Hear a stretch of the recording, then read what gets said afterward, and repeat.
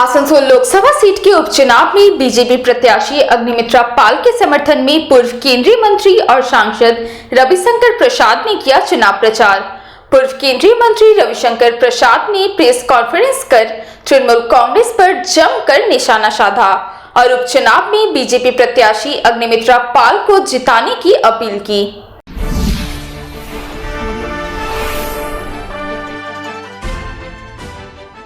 12 अप्रैल को होने वाली आसनसोल लोकसभा सीट के उपचुनाव का प्रचार अब अंतिम दौरे में है। अंतिम दौरे के प्रचार में बीजेपी प्रत्याशी अग्निमित्रा पाल के समर्थन में बीजेपी के कई नेता आसनसोल पहुंचकर प्रचार कर रहे हैं। इसी कड़ी में पूर्व केंद्रीय मंत्री एवं बिहार के पटना साहिब लोकसभा क्षेत्र के बीजेपी सांसद रविशंकर प्रसाद भी आसनसोल पहुँचे, जहाँ उन्होंने विभिन्न इलाकों में घूमकर प्रचार किया।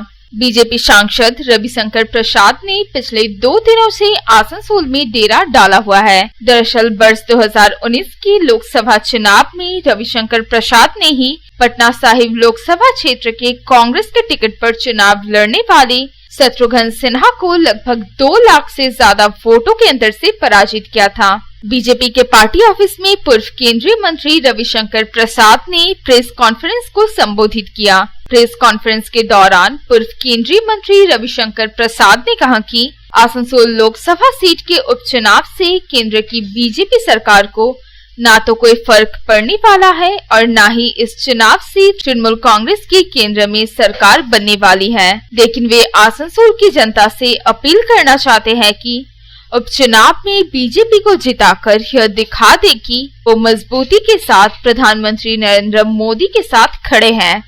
इस चुनाव से न नरेंद्र मोदी की सरकार पर कोई फर्क पड़ने वाला है, न ही इस चुनाव से तृणमूल कांग्रेस की दिल्ली में सरकार बनने वाली है।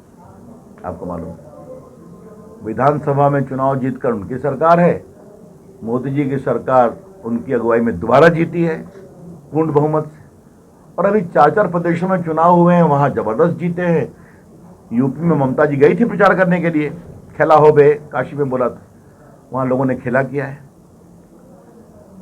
आसनसोल की जनता से मैं अपील करूंगा कि नरेंद्र मोदी के साथ एकता के लिए, संकल्प के लिए, विकास के लिए वो खड़े हों। I would appeal to my friends and voters of Asansol to stand with Narendra Modi ji, the BJP. इसके साथ ही पूर्व कानून मंत्री रविशंकर प्रसाद ने ईवीएम को लेकर सवाल उठाए जाने वालों पर भी जमकर निशाना साधा और कहा कि जब कोई विपक्षी दल चुनाव जीतता है तो उस समय ईवीएम उनके लिए अच्छा रहता है और जब वे चुनाव हार जाते हैं तो ईवीएम पर सवाल उठाने शुरू कर देते हैं। अब इसका हम क्या जवाब दें मेरे भाई? मैंने पहले सुनिए, उन्हें सही में कहा ये तो आप जरा मुझे इसका जवाब देने दीजिए। ईवीएम कब से है देश में? कब से है? 98 से। तो 2009 में वो जीते तो ईवीएम ठीक था। 2014 में पटना से जीते, ईवीएम ठीक था। अभी जो आम आदमी पार्टी जीती है पंजाब में तो ईवीएम ठीक है। 2012 में अखिलेश यादव जीते तो ईवीएम ठीक है। और जिस नई पार्टी में वो गए हैं, वो पार्टी जो अभी जीती है बंगाल में तो ईवीएम ठीक है। ये कौन सा तर्क है भाई?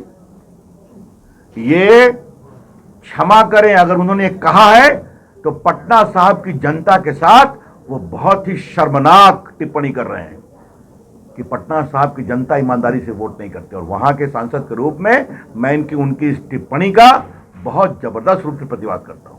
I strongly condemn this comment of it. Asansol से संतोष मंडल की रिपोर्ट, पब्लिक टाइम्स। अब आपके प्राचीन शहर रानीगंज में कोलकाता महानगर की तर्ज पर बन रहा है शहर के मध्य अत्याधुनिक residential cum commercial complex developed by Damodar कॉमोडिल्स प्राइवेट लिमिटेड। इस अत्याधुनिक रेसिडेंशियल कम कॉमर्शियल कॉम्प्लेक्स में आपको मिलेंगे 1207 स्क्वायर फीट से लेकर 1639 स्क्वायर फीट एरिया का 3 BHK फ्लैट, पार्किंग स्पेस। साथ ही साथ आपको मिलेंगे swimming pool, gymnasium, community hall, commercial shops, 24 hour lift और सिक्योरिटी गार्ड की फैसिलिटी। फिर देर किस बात की? अच्छे वातावरण और सुरक्षित परिवेश में रहने के लिए आज ही संपर्क करें। PN मालिया रोड, दालपट्टी मोड़, 16 आना दुर्गा मंदिर के निकट, Raniganj, Paschim Bardhaman. Contact number 0341244186, 9614147280। Damodar residency, dream home destination.